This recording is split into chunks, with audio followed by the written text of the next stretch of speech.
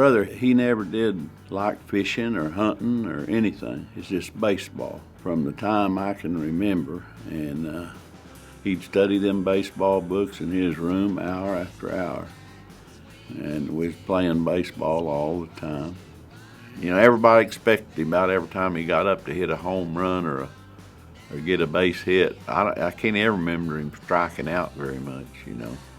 He was the biggest guy in all of Fayetteville, I think. Well, I have some indelible memories of Justin Daniel going all the way back really to when he was a Little League baseball star. You know, back then the townspeople would go to Little League games. Wilson Park, City Park we called it back then, but it just felt like sort of the center of social activity in the town back then, and it was great because you felt people were interested in what you were doing. I remember one time there was a big apartment building across the street from, I guess it's still there, from the City Park. And Lord, he hit one night, and it looked like a golf ball going out through there. Pling, busted. Justin was a switch hitter, and he could launch it with either hand. I mean, either side of the plate. But he'd hit them so blooming far. Oh, it wasn't nothing, especially if he was batting left hand to hit them in the swimming pool. I mean, you know. Justin had a lot of power. You know, some guys just have natural ability and strength, and he was good at, you know, back then you played whatever sport was in season, and he was good at all of them. I think he had 14 home runs or something like that in one Little League season. Out there on that mound, he looked like a giant. You know, throw that leg up, got his weight behind that ball, and whew, here it comes.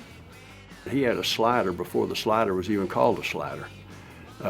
That would come at you, look like it was coming at your head, and it'd drop down and hit you about close to your knees by the time it got over the plate and right over the plate.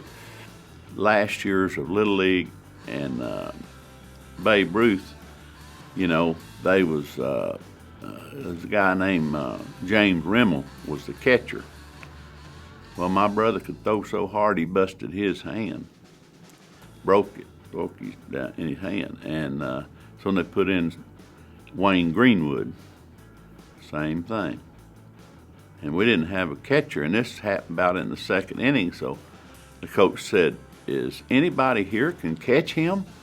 And my brother spoke up and said, "Well, Morris can. He's caught me all these years." He said, "Why didn't you tell me this, Morris?" I said, "You never asked me." And he wasn't, you know, for his size and everything, he wasn't a troublemaker. I never seen him start nothing, but boy, if you jumped on him, it was too bad. I first went to school with Justin in junior high, and at that point there was only one. It was Fayetteville Junior High, and we were the Fayetteville Bullpups, and Justin went to there. The last year we were in ninth grade was the last year of that. They then built Woodland, and then later on Ramey. He was the best player around. In fact, he was I think the only sophomore that played on that Fayetteville High School team in 1960 that won state. And he was a starting pitcher for him, and, you know, hit well as well, playing mostly with kids 2 years older than he was. You know, he's a great basketball and baseball player, and you know, led one of Fayetteville High's great teams. He and J.D. McConnell, who both of them got scholarships to Arkansas. You know, played for Glen Rose. He was the kind, you know, when he set out to do something, he'd work hard enough on it he'd get it down. I remember he'd got to practicing a hook shot, and he asked the coach about doing it. He said, "If you think you can hit it, have at it." And boy, he did. You know, they couldn't guard that very good, but you know, it was unheard of anybody shooting a hook shot in high school. And he got where he could do it right-handed or left-handed. I seen him score a lot of baskets with that hook, you know.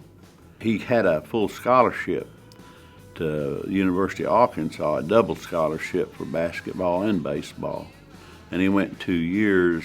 He was well scouted. You know, the Cardinals and Yankees and a bunch of them all had, you know, made inquiries before Kansas City signed him. He signed for $100,000 progressive bonus. And you know what? One of the things when he was playing ball, he'd get paid and he'd go to a bank and cash it. And he'd send home $10,000 in a little envelope in the mail. He did talk about with the A's, he later became the Oakland A's, probably while Justin was still playing for him in the farm system. But some of their greatest players that were on the championship teams, Joe Brudy, Raleigh Fingers, Catfish Hunter, Justin played with all those guys in the minors. They were playing, and it had been raining. They'd been working on the field. And he hit a line drive into right field, base hit. And he went around, he's going to make a double out of it. And he started to slide, and when he did, these cleats caught. And all this come forward, and it busted his hip and everything loose right there. I think the first game he played in after that, he done good. Didn't have much problem, just said it was sore. In the second game he played, he hit a line drive to right field, base hit, and he's running down the line. Just went down like that. Oh, I tell you what, you talk about somebody hurt and just lost. He come back here, he got a little bit wild, you know, drinking and running around. It just hurt him so bad. But he got himself together, opened up Justin's clubhouse down there, and boy, he made good money too right on up. He opened it up, boy, and it just took off. Of course, he had all kinds of baseball cards. He never got rid of none of them. He had all them years. Just fantastic memorabilia.